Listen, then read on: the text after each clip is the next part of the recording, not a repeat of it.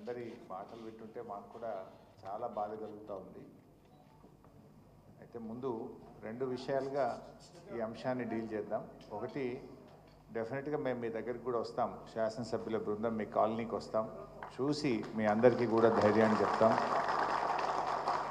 రెండవది, BRS party తరఫున లీగల్గా కూడా వి విల్ సపోర్ట్ యూ. మా లీగల్ సెల్ అడ్వకేట్ లలిత గారు ఇక్కడ ఉన్నారు, వారి నంబర్ కూడా మీకు ఇస్తారు. Please note down her number. A team of advocates, Kalyan కూడా వచ్చిన, రైట్, కళ్యాణ్ గారు కూడా ఉన్నారు, మా అడ్వకేట్ కళ్యాణ్ గారు కూడా వచ్చారు. A team of advocates will support you. ఎందుకంటే ఆయన తమ్ముడికేమో నోటీస్ ఇచ్చి కోర్టుకు వెళ్ళి స్టే తెచ్చుకోవడానికి 45 రోజులు టైం ఇచ్చారు. కానీ పేదవాళ్ళకు మాత్రం రాత్రికి రాత్రి వచ్చి బుల్డోజర్లు పెట్టి కూలగొడుతున్నారు. అంటే పేదవాడికి ఒక న్యాయం, నీ కుటుంబ సభ్యులకు ఒక న్యాయం అన్నట్టుగా తయారైపోయింది ఈ రాష్ట్రంలో. అందువల్ల మా లీగల్ సెల్ అడ్వకేట్స్ కూడా, ఎందుకంటే మీరందరూ మాట్లాడుతుంటే మేము విన్నాం, మీకు రిజిస్ట్రేషన్ ఆఫీస్లో ల్యాండ్ రిజిస్టర్ అయ్యి కొనుక్కున్నారు, కష్టార్జితం డబ్బులతో కొనుక్కున్నారు. మున్సిపాలిటీకి వెళ్ళి అప్లై చేస్తే ఫీజు తీసుకొని మున్సిపల్ పర్మిషన్ ఇచ్చారు. తర్వాత మీరు ఇల్లు కట్టుకోవడానికి బ్యాంకుకు వెళితే ఆ డాక్యుమెంట్స్ పరిశీలించి బ్యాంకు మీకు లోన్ ఇచ్చింది. ఇల్లు కట్టుకున్న తర్వాత మున్సిపల్ ట్యాక్స్ కడుతున్నారు, విద్యుత్ కనెక్షన్ తీసుకొని బిల్లు కడుతున్నారు, వాటర్ కనెక్షన్ తీసుకొని బిల్లు కడుతున్నారు. అన్నీ కూడా ప్రభుత్వమే. మీకు ప్రభుత్వాలు మారచ్చు, ఒకప్పుడు కాంగ్రెస్ ఉండొచ్చు, మధ్యలో తెలుగుదేశం ఉండొచ్చు, తర్వాత బీఆర్ఎస్ ఉండొచ్చు, తర్వాత కాంగ్రెస్ ఉండొచ్చు. Government is a continuous process. A government అయినా కొత్త నిర్ణయాలు తీసుకుంటే అది ప్రాస్పెక్టివ్ ఉండాలి తప్ప రెట్రాస్పెక్టివ్ ఉండకూడదు. మరి గతంలో మీ కాంగ్రెస్ ప్రభుత్వం అధికారంలో ఉన్నప్పుడు 1993లో కూడా ఇల్లు కట్టుకున్నామని ఒక సోదరిమని చెప్పింది. మరి అప్పుడు కాంగ్రెస్ గవర్నమెంటే ఉంది కదా, అంతకుముందు నువ్వు ఉన్న తెలుగుదేశం ప్రభుత్వమే ఉంది కదా. అప్పుడున్న ప్రభుత్వాలు అనుమతి ఇచ్చినప్పుడు, లోన్లు తీసుకున్నప్పుడు, ఇప్పుడు తిరిగి వాటిని కూల్స్తామంటే అది అన్యాయం, అది అక్రమం, విచ్ ఈజ్ నాట్ కరెక్ట్. అయినా నువ్వు చేస్తున్న గొప్ప పని ఏంటి? సుందరీకరణ. ఇప్పుడు కేసీఆర్ గారు మిషన్ భగీరథ పెడితే ప్రతి ఇంటికి త్రాగునీరు ఇవ్వడం కోసం ఒక ప్రాజెక్టు చేసిందంటే ప్రజలకు ఉపయోగపడ్డది. లేదు, ఒక కాళేశ్వరం ప్రాజెక్టు కడితే కొన్ని లక్షల ఎకరాలకు త్రాగునీరు, సాగునీరు అంది కొన్ని లక్షల రైతుల కుటుంబాలకు మేలు జరిగింది. నువ్వు ఏంటి ఇప్పుడు మూసీలో గోదావరి నీళ్లు బారిస్తా అంటే నువ్వు పారిచ్చేది గోదావరి నీళ్లు కాదు చెల్లి అన్నట్టు ఈ పేద మధ్యతరగతి ప్రజల రక్తం బారిచ్చేటువంటి ప్రయత్నం చేస్తున్నావు. వీళ్ళ కన్నీళ్లు బారిస్తున్నావు. మూసీలో గోదావరి నీళ్లు కాదు, ఈ పేదల కన్నీళ్లు బారిచ్చేటువంటి ప్రయత్నం చేస్తున్నావు. నీ హైడ్రా అంటే ఓ హైడ్రోజన్ బాంబులాగా అయిపోయింది, ఎవరికి నిద్ర లేకుండా అయిపోయింది. ఏ రాత్రి ఏమవుతుందో అని చెప్పి ఆ సోషల్ మీడియాలో కొన్ని ఇల్లు కూలగొడుతున్న దృశ్యాలు చూస్తే అసలు మా ఇల్లు ఏమవుతుంది అనేటువంటి ఒక ఆందోళనలో ఉన్నారు. ఆ బాధ అనుభవించే వాడికి తెలిస్తే తప్ప రేవంత్ రెడ్డికి తెలియట్లేదు. రేవంత్ రెడ్డి ఒక చిన్న లాజిక్ మిస్ అవుతుంది. పేదలకు, మధ్యతరగతి ప్రజలకు మేలు చేస్తే వాళ్ళు దీవెనలు ఇస్తారు, కానీ ఆ పేదల మధ్యతరగతి ప్రజల ఉసురు తీస్తే వాళ్ళు శాపనార్థాలు పెట్టారనేటువంటి లాజిక్ ఆయన మిస్ అవుతా ఉన్నారు. చెయ్యి, నువ్వు మంచి పని చెయ్యి, ప్రజలకు పని, దేవుడు నీకు అవకాశం ఇచ్చాడు. ఈ కూలగొట్టుడేంది? ఈయనకు ఈ రేవంత్ రెడ్డిది గత కొంతకాలంగా చూస్తే కూల్చడం తప్ప కట్టడం తెలవదా ఈ మూర్ఖుడికి అనిపిస్తూ ఉంది. అన్నీ కూల్చుడే, ఎక్కడ పోయినా కేసులు, కూల్చుడు, అక్రమాలు తప్ప ఒక పేదలకు పనికొచ్చే పని, ప్రజలకు పనికొచ్చే పని ఆయన ఎక్కడ కూడా చేయట్లేదు. నేను ఐ వుడ్ లైక్ టు, మా మిత్రుడు ఇందాక ఒక ఎన్ఆర్ఐ లండన్ నుంచి, యూకే నుంచి వచ్చిన నాయుడు గారు మాట్లాడారు. రాహుల్ గాంధీ గారిని కూడా నేను అడుగుతా ఉన్నా, బుల్డోజర్ రాజ్ అని చెప్పి ఆడపోయి ప్రచారం చేస్తున్నాడు. హర్యానాలో ఎన్నికలు జరిగేటువంటి చోట్ల బుల్డోజర్ రాజ్ నహీ చలేగా అంటుండు. फिर क्या हो रहा तेलंगाना में आज बुलडोजर का राज चल रहा। ये राहुल गांधी जी ने क्या करना है? तुम जाके उधर नॉर्थ इंडिया में भाषण दे रहे कि बुलडोजर राज नहीं चलेगा, लेकिन आज के तेलंगाना में तुम्हारा सीएम रेवंत रेड्डी बुलडोजर राज चला रहा। पहले इनको रोको, वहां भाषण देने से पहले तुम्हारा सरकार में, तो आपकी कांग्रेस सरकार में, जहां पर आज गरीब लोगों का मकाना गिरा रहे, यहाँ आके बुलडोजर को रोको तुम। यहाँ रोकने के बाद वहां बात करना, नहीं तो कोई आपका बात को कोई मानने वाले नहीं रहते। ఇలా ఆయన ఆలోచించాలి కదా. ఆయన పోయి దేశమంతా తిరిగి బుల్డోజర్ రాజ్యం నడవది అంటున్నాడు. మరి నీకు రేవంత్ రెడ్డి చేసే బుల్డోజర్ రాజ్యాన్ని ముందు ఆపాలనా వద్దా?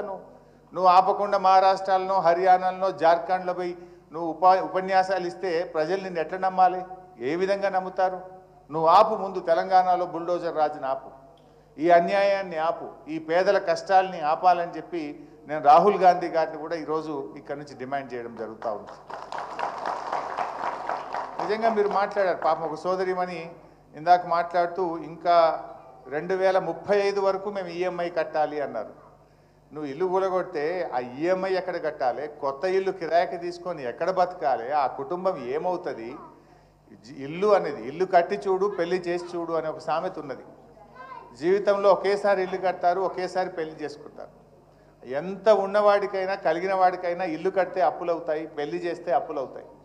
అలా ఎన్నో అప్పులు తెచ్చి రూపాయి రూపాయి జమ చేసి చెమటోడ్చి కష్టపడి ఎంతోమంది ఇల్లు కట్టుకుంటే నువ్వు రాత్రి రాత్రి కూలగొడితే ఆ కుటుంబాలు ఏమవుతాయి? పాపం ఇందాక ఒక సోదరిమణి అనితాబాయి మిలిటరీ అంటే మనకు తెలుసు, పాపం వాళ్ళు ఎక్కడో దేశ సరిహద్దుల్లో పనిచేసి వాళ్ళకు వచ్చే జీతం తప్ప ఒక రూపాయి రాదు.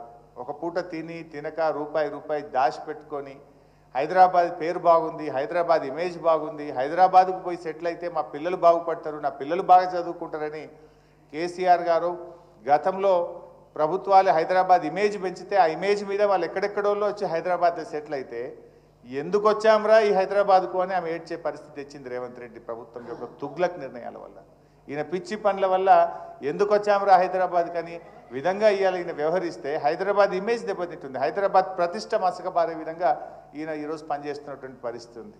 పాపం ఆవిడ ఎల్ఐసి లోన్ తీసుకున్నామని నేనే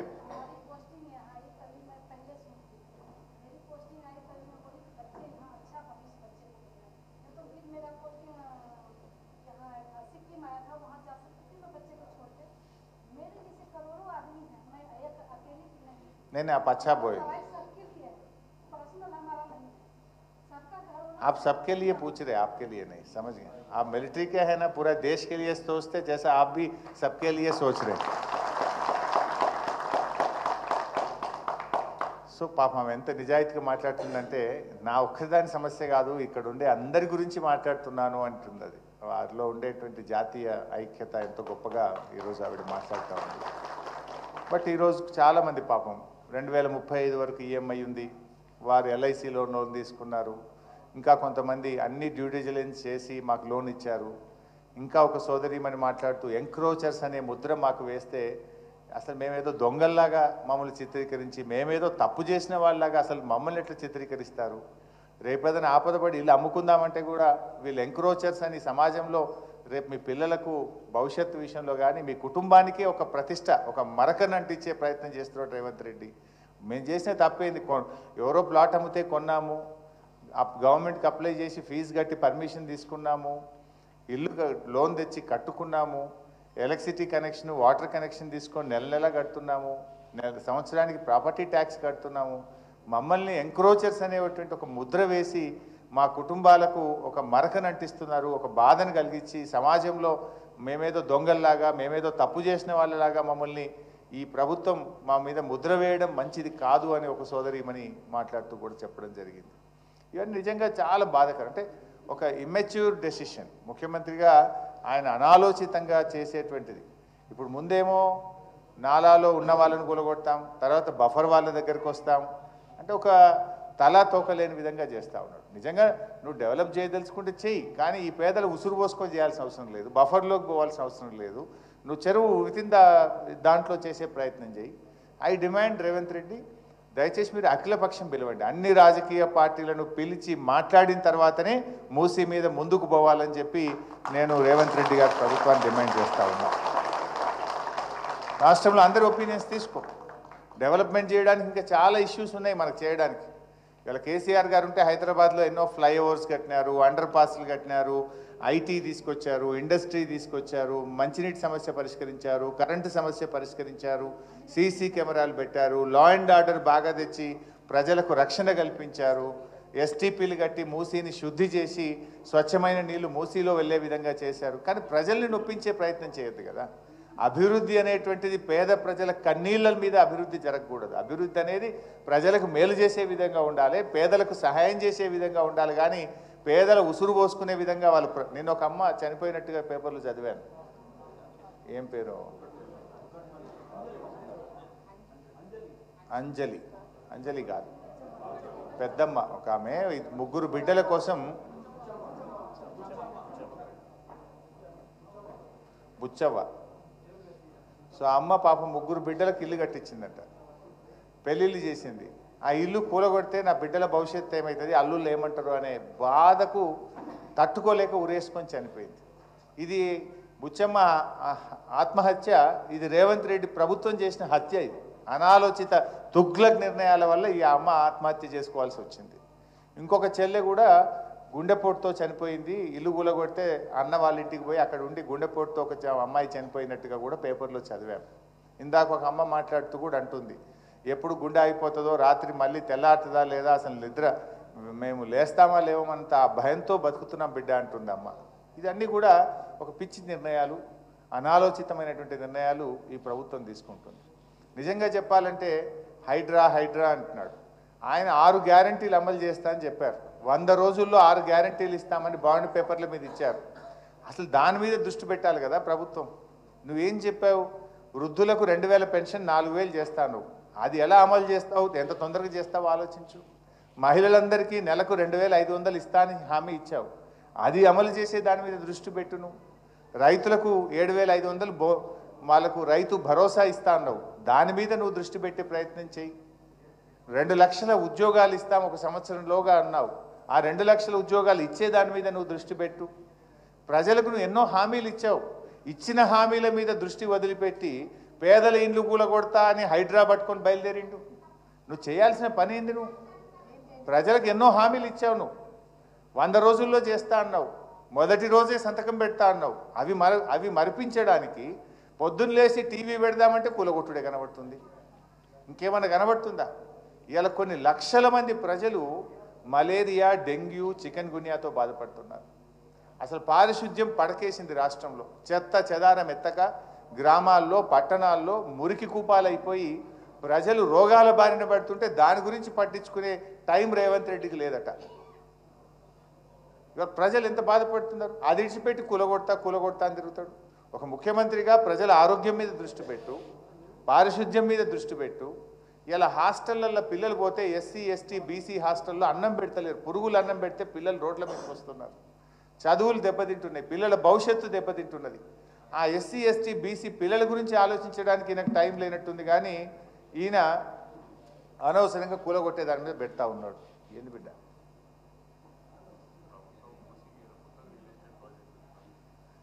మా తమ్ముడు ఏమంటుండంటే పేదల ఇండ్లు కూలగొడతారట, కానీ ఈ మూసీ మీద పెద్ద పెద్ద రియల్ ఎస్టేట్ భవనాలకు పర్మిషన్లు ఇస్తారట. అంటే ఈ పేదలను కూలగొట్టుడు ఎందుకు, బడా బడా కంపెనీలకు నువ్వు ఇచ్చుడు ఎందుకు? అంటే పేదల ప్రాణాలు తీసి నువ్వు కంపెనీలు కడతావా, నువ్వు రియల్ ఎస్టేట్ వ్యాపారం చేస్తావా? This is all not correct. So డెఫినెట్గా మీకు 3 విషయాలు మేము మీకు హామీ ఇస్తా ఉన్నాం. మా లీగల్ సెల్ ఇప్పుడు నేను మైక్ ఇస్తాను, కళ్యాణ్ గారు ఫోన్ నెంబర్ చెప్తారు, ఇక్కడ ఉంటారు. రౌండ్ ద క్లాక్ 24 గంటలు న్యాయవాదుల బృందం తెలంగాణ భవన్లో ఉంటుంది. మీకు ఎందుకంటే ఒక్కొక్కరిగా మీరు వెళ్ళి కేసులు వేయాలంటే వేయలేరు, మీకు అనుభవం తక్కువ ఉంటుంది. తప్పకుండా న్యాయపరంగా హైకోర్టు నుంచి రక్షణ కల్పించడానికి మా న్యాయవాదుల బృందం మీకు పూర్తిగా సహకరిస్తుంది.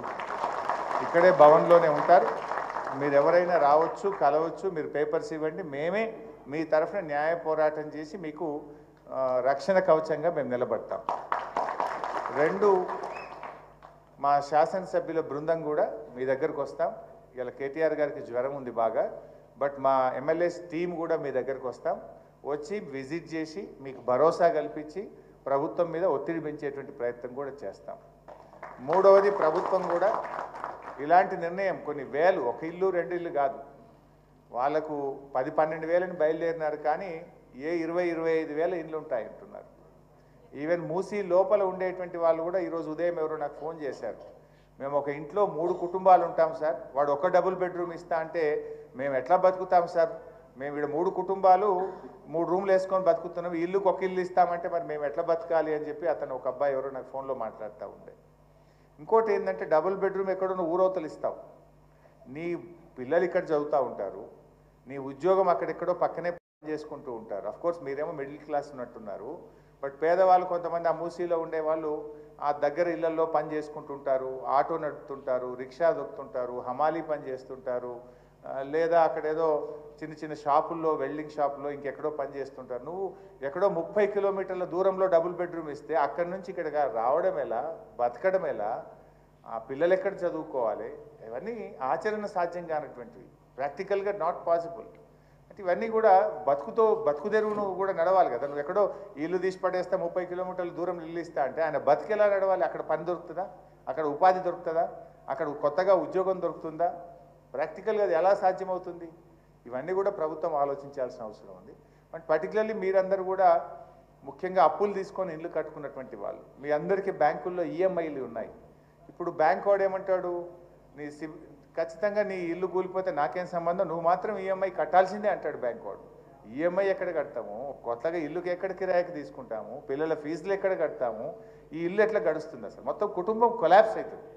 ఈ తుగ్లక్ పనుల వల్ల ఏమైందంటే మొత్తం జీవితం, ఒక కుటుంబం మొత్తం కొలాప్స్ అవుతుంది. జీవితం అనేది ఒక కళ. ప్రతి మనిషి కూడా తన జీవిత లక్ష్యంలో ఎన్నో కళలు కానీ ఒక్కొక్క రూపాయి ఖర్చు పెట్టి కాపాడుకొని కష్టపడి తన జీవితాన్ని నిర్మించుకుంటారు. ఈయన తుగ్లక్ చర్యల వల్ల ఒకే రోజు కొన్ని వేల జీవితాలను కుప్పగూల్చే విధంగా వ్యవహరిస్తూ ఉన్నాడు. డెఫినెట్గా మేము మీతో ఉంటాం, భయపడొద్దు. మీరు ఫోన్ చేస్తే కూడా మేము వచ్చి మీకు అండగా తప్పకుండా నిలబడతాం. ఎట్టి పరిస్థితుల్లో మీకు ఇబ్బంది రాకుండా చూసుకుంటాం. మీరు ధైర్యాన్ని కోల్పోవద్దు. దయచేసి ఎవరు కూడా తొందరపడి ఎక్కువ టెన్షన్ తీసుకుంటే స్ట్రెస్కు లోనై ఇబ్బందులు జరుగుతాయి. మీరు ఎక్కువ టెన్షన్ కూడా తీసుకోవద్దు. We're all with you. ఇది మీ ఇల్లు అనుకోండి, మీ మీ మీ ఫ్యామిలీ అనుకోండి, ఎప్పుడైనా మా తలుపులు తెరిచే ఉంటాయి. Any time you can come here. Our legal cell will be there and మా టీం కూడా ఉంటుంది. తొందరలోనే మేము మీ అందరం కూడా మీ దగ్గరకు వచ్చి మీ ప్రాంతాన్ని అంతా కూడా చూసి ప్రభుత్వం దృష్టికి తీసుకువెళ్ళి ఈ బఫర్ జోన్లో ఉన్నటువంటి వాళ్ళను ఇబ్బంది పెట్టకుండా తప్పకుండా మా వంతు పూర్తి సహకారాన్ని మీకు అందిస్తాం.